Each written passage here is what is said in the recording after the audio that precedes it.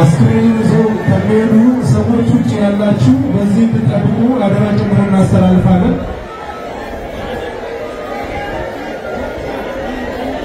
ወንድማችን እጅግ በጣም የምንወደው ቢቢ ነፍስ በሰላም ትረፍልን።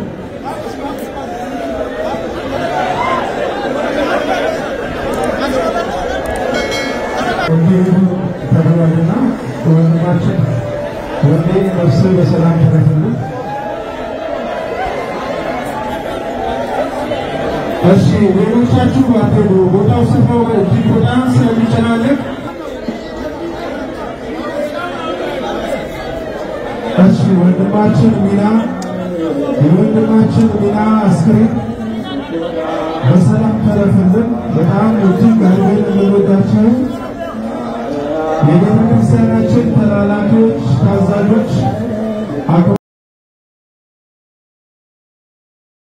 بس انت ورا اوطا بس انت بس سيلا جاب سيبك نو غيراغي خالكو قلال سدولت دلاتي بيت ابو زبيته ثورتو ابو سيلا سالكو سالبورا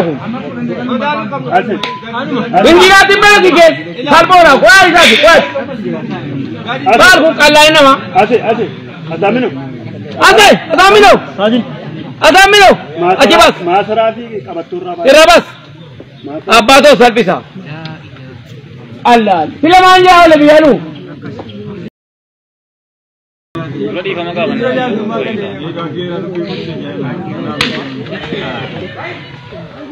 أيو شيرو كذا لا أيو كذي أيو كذي تا من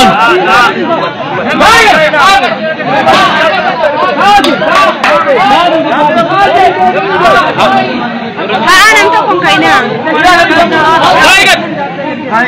أمانة ده جمل برضه جمل برضه جمل برضه جري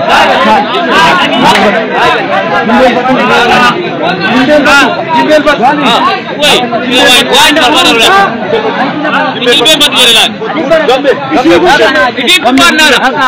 وين جمل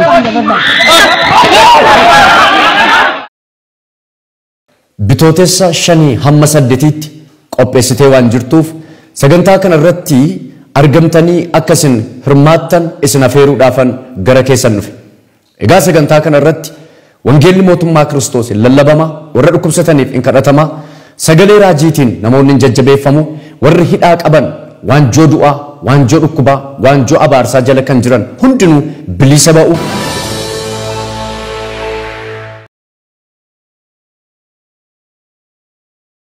Hojjettoota mootummaa fi abbootii qabeenyaa ispoortiin fayyummaaf mata duree jedhuun magaalaa Hawaasaatii gara Walaayittaa deemuun tapha kubbaa miilaa taphatanii yeroo galaa jiranitti balaa konkolaataan lubbuun isaanii darbe sirni awwaalcha isaanii guyyaa kaleessaa raawwatameera. Bal'ina isaa isin biraan geenya.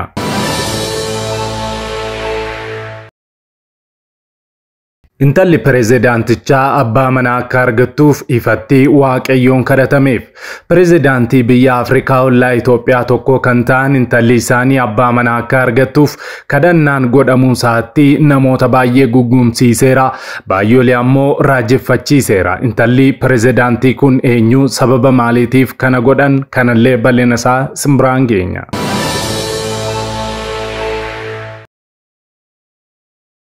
Wanti ciggaasisaan aanaa geeraatti maanguddoota kanarratti raawwatame maali? Jaarsi dur kabaja qabaa, akka kana hin arrabsamuu, hin reebamu. Yakkamaayyuu utuu ta'anii seeraan gaafatamu malee hawaasa fuulduratti baafamee hin qaaneffamuu, hin salphifamuu, hin tumamu. Xumura qophii keenyaatiin daawwattoota keenya Ministeerri Muummee Itoophiyaa Dr. Abiy Ahmed bakka bu'oota uummataa godinaalee Oromiyaa hedduurraa walitti ba'an wajjin marii ajaa'ibaa taasisaniiru. Haasaa isaanii keessatti maal fa'aa isaan keessattuu dhimma nageenya wajjin wal qabsiisee maal dubbatan kan jedhu viidiyoo isaa qabanneerra isin biraan geenya.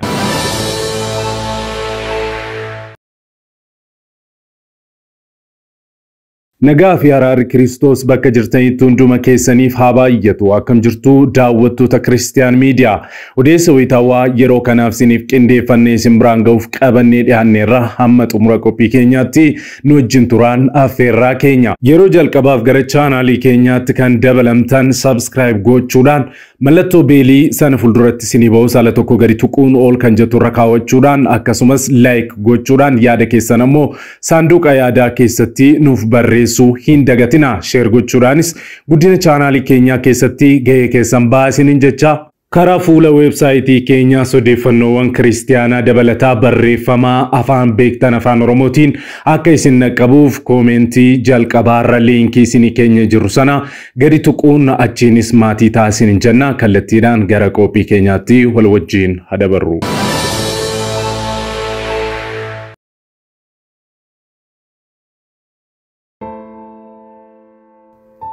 Video kana like gochuudhaan jalqabaa. Yeroo tokko tokko aangoon barabaraan waan namarratti haftu namatti fakkaatti. Keessattuu yeroo maanguddootaa fi daa'imman dararan miirri gaddaa namatti dhaga'amuu dhiisuun kun namummaa namatti hin fakkaatu. Wanti ciggaa'isaan aanaa geeraatti maanguddoota kanarratti raawwatame maali? Kena bicara, kami nyere. Wana rakade di madu. Rakade ni lagi nyere dengar dah. Mana wan dengar dulu cuma tu. Nambal les baka wana sedikit macu. Bak. Go. Kat teri dah. Mana saya rade mana mai macu nambal. Kaba jauh berang puri na. Sedikit lanjut. Wah, maje. Mana masih rada ke macu nambal les. Mali mat. Mali. Rakko ko wani. Mali ni rakko ci mai. Mali rakko. Rakko ceram ni. Gam sana mah rakko cer. Bulcawan ni tamni miti mali. Ini mana les nitan. Mali risiti na kan nudi dera kan. Risiti na kan nudi dera. Gari yang lama. Mali risiti dera kan. Gari yang lama. Ini betul kongkor. Ma boleh. Garen demo. Boleh bagi kamu koran letak kita baca. Garen demun. Minyak. Fulungnya bagi bagi mus. Jawab umur kau kabduma. Bagi dah. Udah tahu tak. Sekarang dia sibuk kita ni gerage. Allah. Saya waktu dah latihan bete. Aku usi bete. Thor. Aku. Saya lihat salpo. Salpo aku. Injina timba lagi ke. Salpo aku. Kuat lagi. Kuat. Salpo kalau ini mah. Adamino. Adamino. Ajibas. Maserati kabaturra. Irabas. Abba tu salpisa. Allah. Sila manja oleh biaru.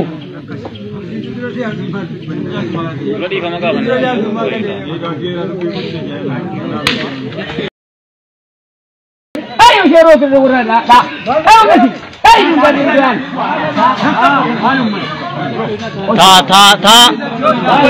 Taman.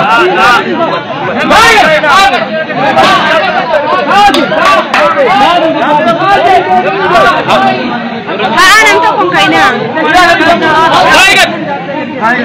Aman itu. Himbel pati jari.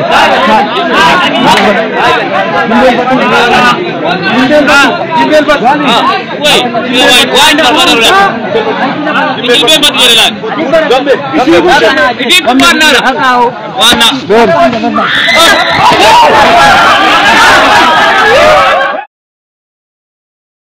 Jaarsi dur kabaja qaba akka kana hin arrabsamu hirreebamu yakkamaayyuu tuutaanii seeraan gaafatamuu qabu malee hawaasa fuulduratti baafamanii hin qaaneffaman hin salphifaman. Akka maanguddoon kun dubbataa jiranitti kaffaltii wayii raawwataniitu risiitiin naaf hin kennamne jedhanii qaama olaanaatti dhaqanii himatan. Garuu jarreen sunis furmaata fiduu hin dandeenye. Jaarsicha deebisanii miidhama isarra ga'eef gara seeraa adeemee himachuun yakka akka ta'etti amansiisanii hubachiisan. Kophaatti baasaniis maasaraa fi qabattoo isaa irraa baasaa jedhanii utuu reebanii fi akka reebamu ajajanii ni mul'atu. Namicha lammaffaa ija ummataa duratti baasan keessaa inni tokko ammoo jilbeenfadhu jedhamee dide. Achiis akka jaarsichaa kophaatti baasuuf jennaan tole jedhe. Achi hoogganaan kun udduurraa duubaan dhiite. Dararamni wanti ta'aa jiru kun maalidha? Akkamitti namni tokko gara seeraa dhaqee dararama irra ga'e yoo himate yakka jedhama. Isumayyuu himachuun koo yakka jedhee erga dhiifama gaafatee maaliif dararamuu fi reebamuun barbaachise? Taateen ta'e kun eessattis ta'u eessatti qaanessaadha. Qaamni olaanaan dhimma kana hordofee lamaanuu seeratti dhiyeessuu qaba. Gochi akka kana hawaasaa fi mootummaa yookaan qaama biyya bulchuu walitti buusa waan ta'eef mootummaan dhimma kana hordofee tarkaanfii barbaachisaa fudhachuu qabaan ergaa keenya.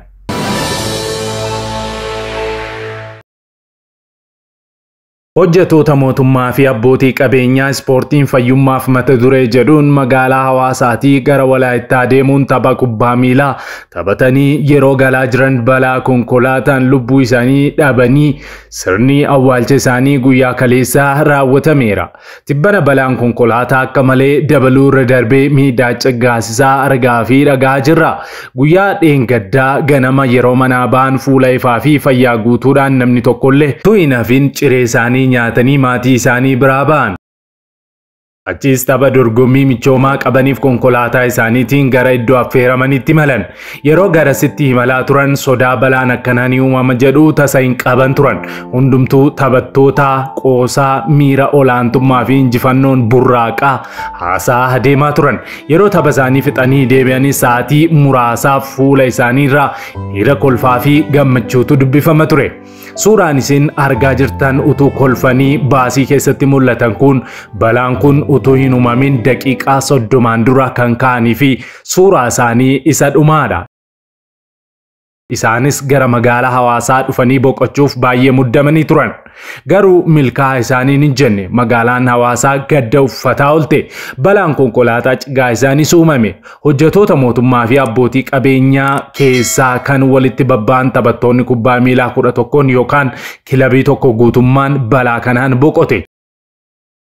Taateen kun guyyaa dheengaddaa kan raawwatame yommuu ta'u namoonni kunneen ispoortiin fayyaaf mata duree jedhuun tapha michoomaa kubbaa miilaa gara magaalaa Arbaa Miincitti imalan.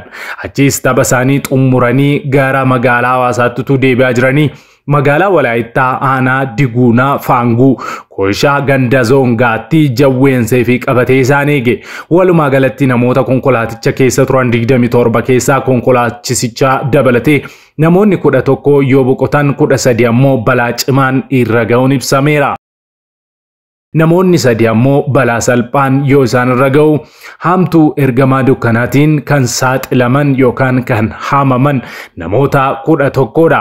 Dhumarratti sirni awwaalchi isaanii guyyaa kaleessaa fi har'aa kan geggeeffame yoo ta'u namoonni 9 guyyaa kaleessaa bakka awwaalchaa Gabreel Qulqulluu magaalaa Hawaasaatti argamutti kan raawwatame yommuu ta'u daa'imman nama guddaa utuu hin jedhin namni tokkollee utuu hin hafin manaa bahee isaan geggeessuuf yeroo dhiyaatu baay'inni namoota humnaan ol waan ta'eef maatii fi hiriyoottan isaaniirraa kan hafe namni biroon akka bakka awwaalchaa sana hin seennes dhorkamee ture jedhameera. Qorannoo taasifameen sababni balaa kana fireeniin hojjechuu dhabuu konkolaatichaas ta'uun ibsameera. Maarree sa'aatii 24 gidduutti balaa konkolaataa Walaayittaa fi Duukam akkasumas Guraageetti uumameen walumatti lubbuun nama 31 darbuun dhagahameera. Miidiyaan kan gurraa qabu. Akka Itoophiyaatti waggaan namoonni 5,000 ol balaa konkolaataan lubbuu isaanii akka dhaban himamaa jira. Waaqayyoo balaa hamtuu kana isinaa oolche.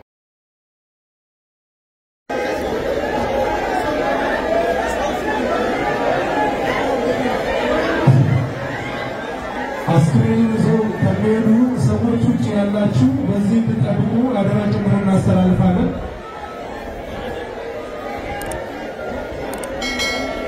ወንድማችን እጅግ በጣም የምንወደው ቢቢ ነፍስ በሰላም ትረፍልን።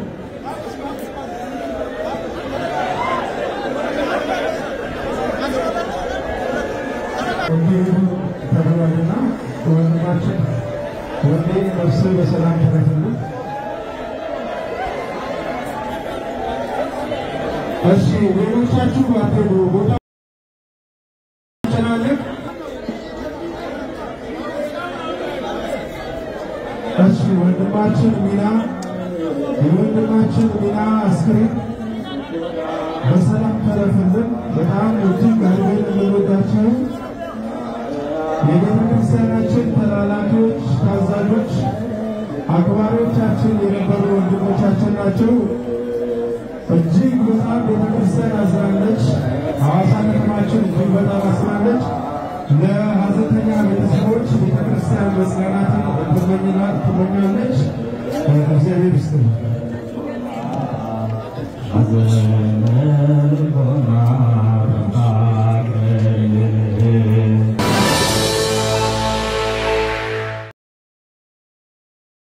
Odeessa keenya itti aanuun intalli pireezidaantii abbaa manaa akka argattu ifatti waaqayyoon kadhatameef.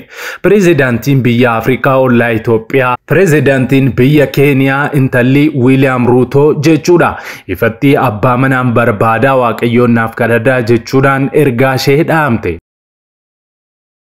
Intala pireezidaantii Keeniyaa Wiiliyaam Ruutoo kan taate Chaarlaanii Ruutoo abbaa manaa gaarii akka argattuuf magaalaa guddoo Keeniyaa Naayiroobiitti kadhannaan taasifameef.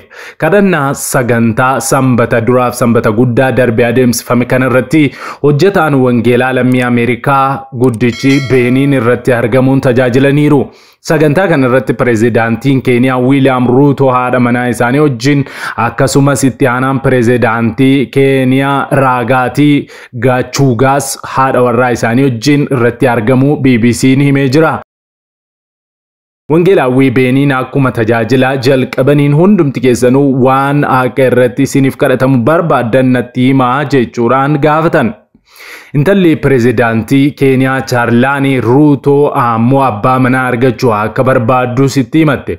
Wangeelaawwi Beeniinis yaa Waaqayyoo abbaa manaa gaarii aatii isheef kenni, isa jabina isheedhaaf ta'u nama qajeelaa isheef kenni, isheen kophaa ishee ba'aa jireenyaa kana baachuu hin dandeessu jechuudhaan ifatti kadhataniifis jiru. Kun erga dhagahamee kaasee lammiileen Keeniyaa hedduun maqaa isaanii caqasuun abbaa manaa gaariin anadhaa Waaqayyo anasiif kenneera jechuudhaan miidiyaa hawaasaa irratti barreessaa jirus jedhameera.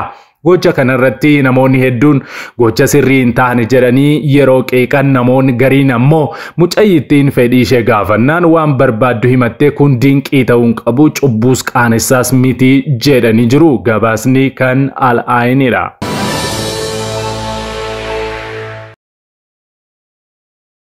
Nagaanii fi araarri ayyaanni waaqayyoo bakkaaf iddoo jirtanitti isiniif baay'atu baga nagaa taatanii sagalee waaqayyoo keessaa iddoo tokko nan dubbisa. Hojii ergamootaa boqonnaa 4 lakkoofsa 29 amma lakkoofsa 30 amma 31tti nan dubbisa.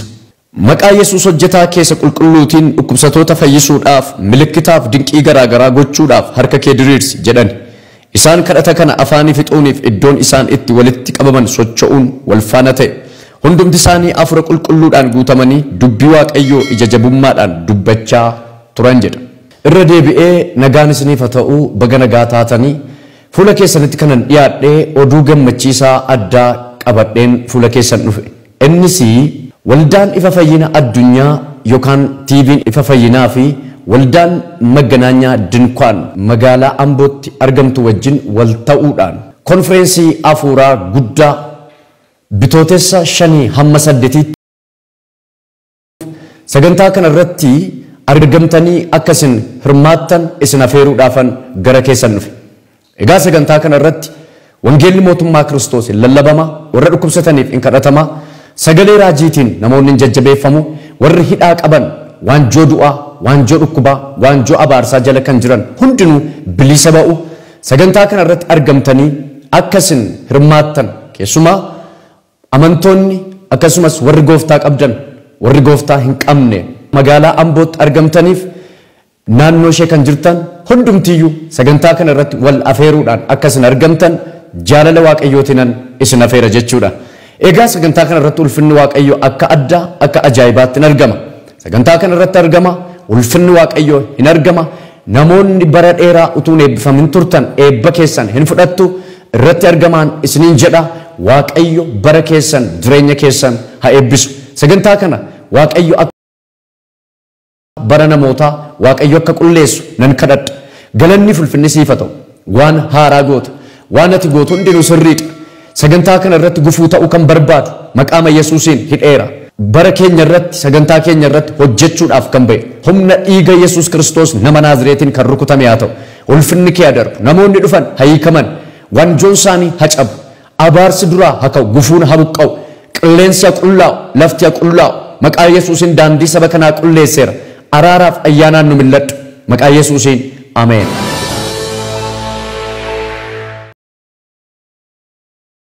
Waggoota dheeraadhaaf kiristaanonni miidiyaaleetiin sagalee isaanii ibsatan. Dhabuun rakkataa turaniiru.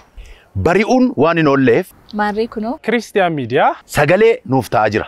Kanaaf miidiyaa haqaa odeeffannoo dhugaadhaaf wayitaawaa YouTube Kiristaan miidiyaa subscribe like share godhaa. warra sagalee dhabaniif sagalee ni taana. Yesuus fayyisaadha. Egaan daawwattoota Kiristiyaan miidiyaa qophiin yeroo kanaaf siniif qindeeffannee kanneen hanga ammaatti daawwattanidha. Yeroo jalqabaaf yookaan qophii keenya walakkaatti gara chaanaalii keenyaatti kan dabalamtan subscribe gochuudhaan mallattoo beelii sana fuulduratti sinii ba'u ala tokko gadi tuquun ol kan jettu irra kaawwachuu akkasumas like share gochuun saanduqa yaadaa keessatti immoo yaada keessan nu kaa'uu hin dagatina.